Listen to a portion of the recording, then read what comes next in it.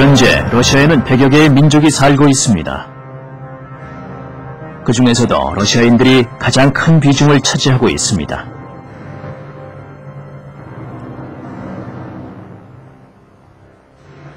러시아의 수도인 모스크바는 세계 육지의 6분의 1이나 되는 땅을 움직이고 있습니다.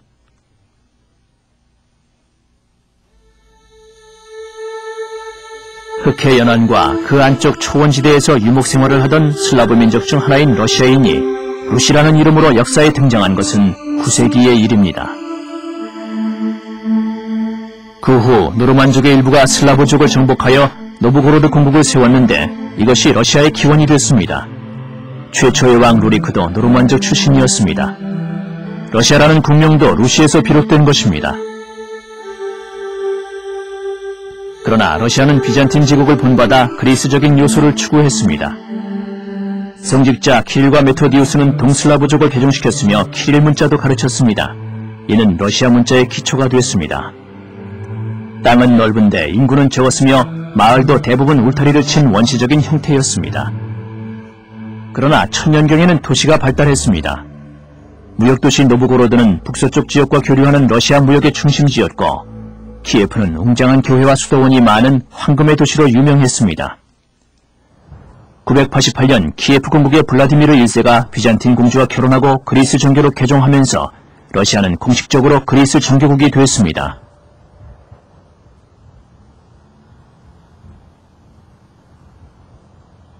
블라디미르가 선택한 그리스 정교는 러시아의 미래에 영향을 주었습니다.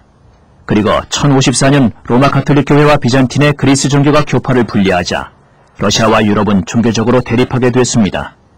게다가 그리스 정교는 다른 종교에 비해 정치에 훨씬 더 많이 개입했습니다. 현재 러시아는 신의 존재를 부정하는 입장이지만 그리스 종교를 믿는 사람들이 꽤 많습니다.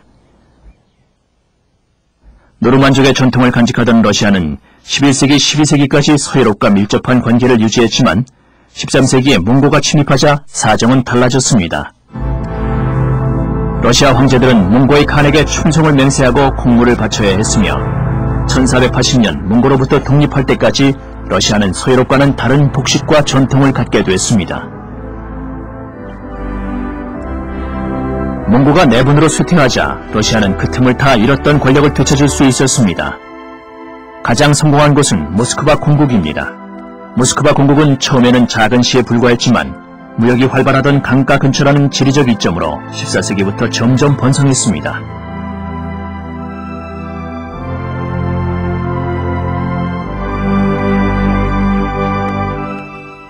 (1380년) 드미트리 왕자가 돈강 부근의 쿨리코브 평원에서 몽고군을 물리친 후부터 모스크바의 세력은 더욱 커졌습니다. 1480년 모스크바 대공 이반 3세는 몽고로부터 완전히 독립했습니다.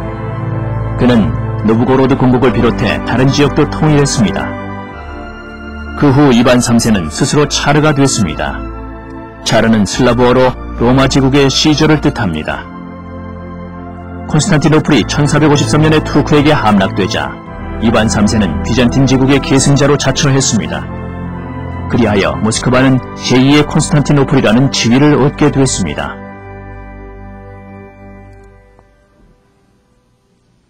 몽고의 세력이 약해지자 러시아는 16세기 초부터 동쪽 스텝 지역과 시베리아 진출을 재빨리 추진했습니다. 1581년부터 시베리아를 정복하기 시작했고 스트로가노프 가문은 우랄 지역을 개발할 특권을 얻었습니다. 그 후 러시아는 탐험가 에르마크를 보내 몽고의 영토를 공격했습니다. 에르마크는 850명밖에 안 되는 부대를 이끌고 영토를 점령해 나갔습니다. 1689년경 러시아는 4800km나 떨어진 태평양 해변까지 진출했습니다. 그리고 청나라와 네르친스크 조약을 맺어 국경선을 확정지었습니다. 그 후 200년이 넘도록 시베리아의 모피와 금은 러시아 경제에 큰 도움을 주었습니다. 시베리아는 정치범이나 죄수들의 유배지기도 했습니다.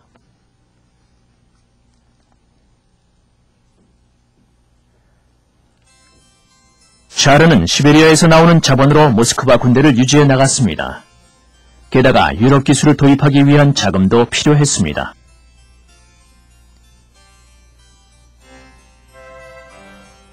이반 3세는 피오라벤티와 같은 이탈리아 건축가들에게 모스크바에 있는 크렘린 궁을 다시 짓도록 했습니다. 이때부터 18세기 서유럽의 건축물들이 러시아 도시에 세워지게 됐습니다. 그 예로 발트해와 연결된 네바강 유역의 상트페테르부르크를 들 수 있습니다.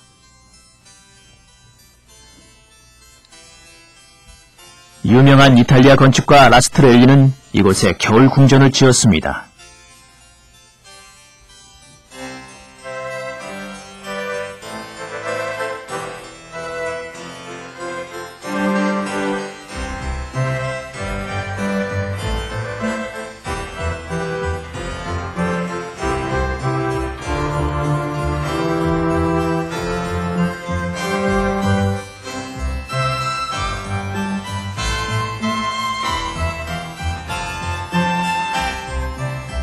상트페테르부르크에서 해안을 따라 서쪽으로 몇 킬로미터만 가면 페테르호프가 나옵니다.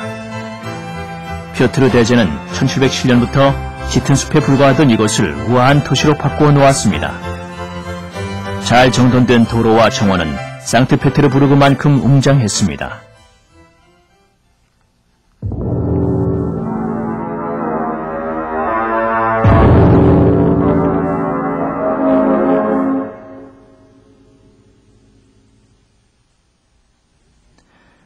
이반 4세가 통치하는 동안 러시아와 서유럽의 무역량이 늘기 시작했습니다.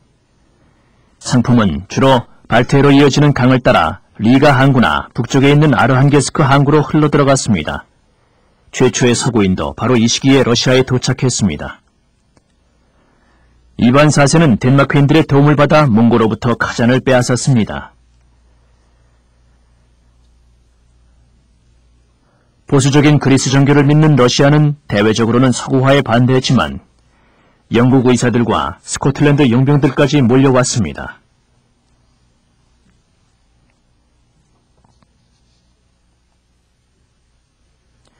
그리고 17세기에는 점점 더 많은 외국인들이 들어와 모스크바의 외국인 거주지역 알바트를 마련하기도 했습니다. 알바트는 독일어 아르바이트에서 유래한 말로 일이라고 하는 뜻입니다. 이반 4세와 그의 뒤를 이은 왕들은 유럽인들이 몽골을 물리치는 데 도움이 되리라 믿고 옛날에 한자 동맹을 맺었던 발트해안 도시들을 정복했습니다. 그런데 차르들은 어떤 사람들이었을까요? 이반 4세는 러시아 역사상 가장 잔인한 차르로 기록됐습니다. 그는 3살의 어린 나이에 왕이 돼 50년 동안 차르로 강력한 전제 정치를 실시하고 영토를 확장하기도 했습니다. 이반 4세는 청량하고 예민했지만 어린 나이에 즉위했기 때문에 국정을 담당하는 귀족들의 횡포에 시달려야 했습니다. 그래서인지 그는 성인이 된 후에도 아무도 믿지 않고 심한 편집증 증세를 보였습니다. 또한 옛날 귀족들의 세력을 약화시키기 위해 측근들에게 영지를 나눠줌으로써 새로운 귀족층을 만들었습니다. 이반 4세는 토지를 소유해야만 권력을 가질 수 있다는 것을 알았습니다. 그래서 땅에 대한 권리는 어디까지나 차르가 가지고 있으면서 그 대신 그를 지지하는 귀족들에게 땅을 나누어주고 농노들에 대한 절대적인 지배권을 주었습니다. 16세기 러시아 농민들의 생활은 고달팠습니다. 점점 더 많은 사람들이 땅에 묶였고 주인들로부터 벗어날 수 없었으며 결혼도 마음대로 할 수 없었습니다. 16세기에서 17세기로 가는 동안 러시아는 땅을 경작하는 농노들이 늘어났습니다. 18세기에 농노제는 전국으로 퍼졌습니다.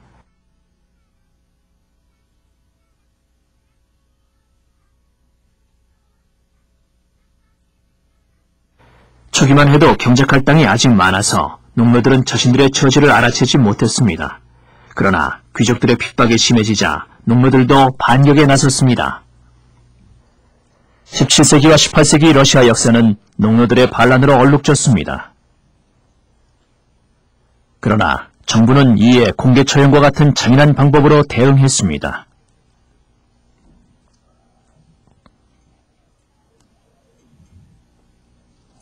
도망치고 싶은 농노들은 흑해 연안의 크림반도나 볼가강 연안의 사라토프 등 남쪽 지대로 가야 했습니다. 거기서는 차르의 폭정에서 벗어날 수 있었습니다. 그리고 남쪽 우크라이나 지방에는 정부의 통제를 받지 않고 자립적으로 살아가는 코사크인들이 있었습니다. 이들은 러시아의 사회 기반을 흔들 만큼 격렬한 반란을 2번이나 일으켰습니다. 즉 17세기 스탠카라진의 농민 대반란과 18세기의 푸가초프가 주도한 반란이 대표적인 예입니다. 그러나 반란은 실패로 끝나고 이로 인해 차로의 압제와 농노제는 더욱 강화됐습니다.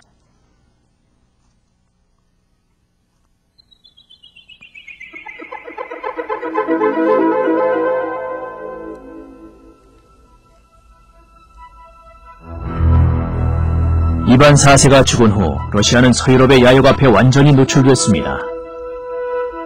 폴란드와 스웨덴은 땅을 원했습니다. 로마 가톨릭 교회는 그리스 종교를 없애려고 군대를 보냈고 러시아는 가짜 후계자 소동에 휘말렸습니다. 1613년 미하일 로마노프가 차로로 선출됐습니다. 이반 4세의 죽음과 함께 시작된 혼란의 시대는 이후 새로운 국면을 맞이하게 됐습니다. 우크라이나의 코사크인들은 그들을 지배하고 있던 폴란드에 대항할 정도로 강했습니다. 특히 보그단 크멜리츠키는 폴란드를 서쪽으로 후퇴시켰습니다. 이젠 엄청난 잠재력을 지닌 우크라이나 지방이 러시아 땅이 됐습니다. 우크라이나 지방의 주민들은 대부분 그리스 종교를 믿었으며 언어는 폴란드어와 러시아어를 함께 썼습니다. 코사크인들은 모스크바 정부를 타도하려고 했지만 러시아는 계속해서 자본과 군인들을 우크라이나에 지원했습니다. 18세기 초까지만 해도 러시아는 모든 혼란을 이겨낼 만큼 강성했습니다.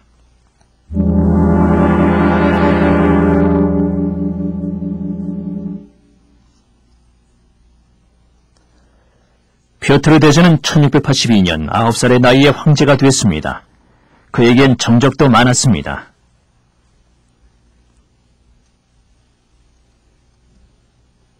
피오트르 대제는 러시아 혁명이 일어나는 데 커다란 영향을 끼쳤습니다.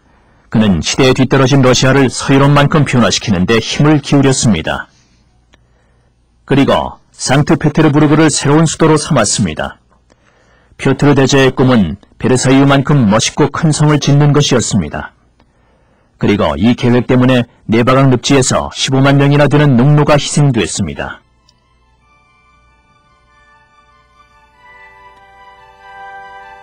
피오트르 대제는 궁정을 서쪽에 있는 이 거대한 성으로 옮겼습니다.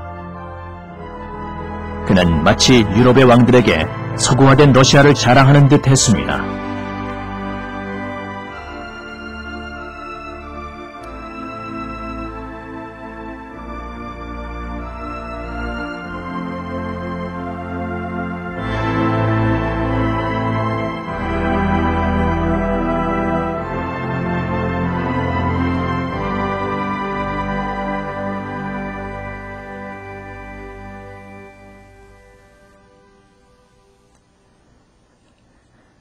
상트페테르부르크 궁정에서의 생활은 유럽 어느 나라 궁정 못지않게 화려했지만 러시아 곳곳에 사는 평민들은 비참한 환경에서 살았습니다. 러시아 권력의 상징인 피오트르 대제는 비잔틴과 몽고족의 전통에 영향을 받았고 유럽에서 당연시되던 자유는 전혀 허용하지 않았습니다. 사람들은 여전히 가난하고 억압받았으며 그리스 종교와 원시농법의 굴레에서 벗어나지 못했습니다. 피오트르 대제의 개혁 작업은 극단적인 서구화를 뜻하는 것이었습니다. 그래서 러시아 귀족들의 자랑거리인 수염마저 자르게 했습니다. 당시 기록은 이렇습니다. 러시아 남자들은 온 가족이 죽음을 당한다는 위협을 받고서야 수염을 잘랐다. 그리고 상트페테르부르크에서 일하는 사람들은 자른 수염을 주머니에 넣어 갖고 다니기도 했다. 성인이 요구하면 보여주기 위해서다. 수염 때문에 이들은 수십 년 동안 싸워야 했습니다. 서구화를 거부하는 이들과 적극적으로 받아들이려는 이들 간의 싸움이 그만큼 심각했던 것입니다. 러시아 귀족들은 작은 피오트르 대제가 돼 서구 사회를 모방했습니다. 18세기에는 모스크바인들이 촌돼지 모습으로 파리로 가서 멋쟁이 돼지가 돼 돌아온다는 농담도 있었습니다. 그들은 러시아어 대신 서툰 프랑스어를 썼으며 그리스 종교를 배격하기 시작했습니다. 게다가 술을 지나치게 즐겼는데 이전만은 피오트르 대제도 통제하지 못했고 오히려 장려했습니다. 러시아 절대주의를 확립한 피오트르 대제는 매우 적극적인 사람으로 조선소 목공으로 일하기도 했습니다. 그는 뚜렷한 목표의식을 갖고 있는 동시에 잔인한 면도 있었습니다. 그래서 자신을 방해하는 사람들을 처단하기 위해 이반 4세가 했던 것보다 더 잔인한 고문 방법을 만들기도 했습니다.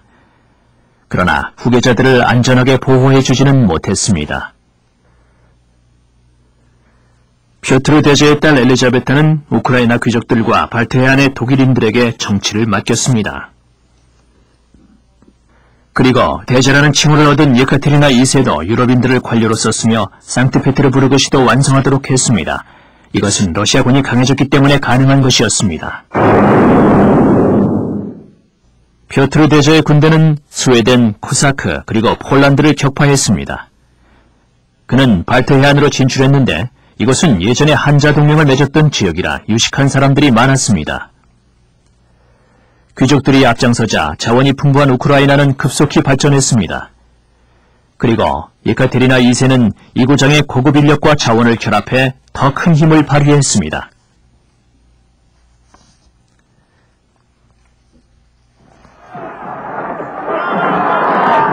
나폴레옹 전쟁 당시 러시아군은 지치지 않고 싸웠습니다. 나폴레옹이 신식 무기를 가졌음에도 불구하고 대담무쌍한 러시아군은 1812년에서 1813년 사이에 쳐들어온 나폴레옹을 물리쳤습니다.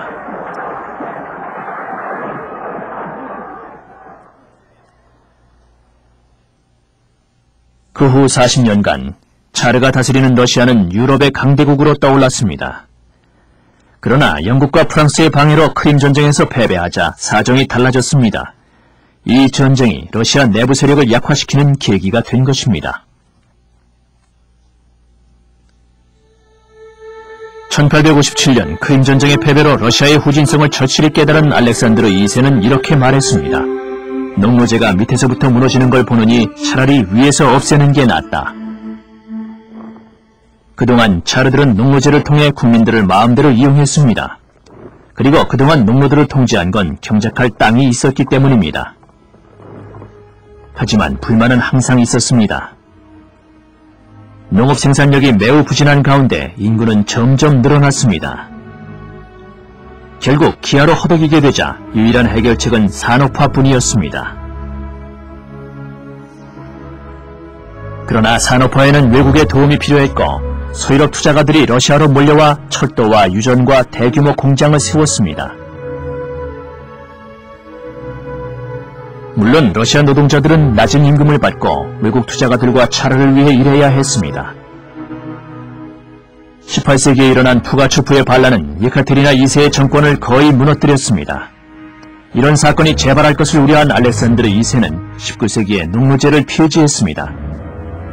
그러나 이 정도로는 20세기의 소용돌이를 막을 수 없었습니다.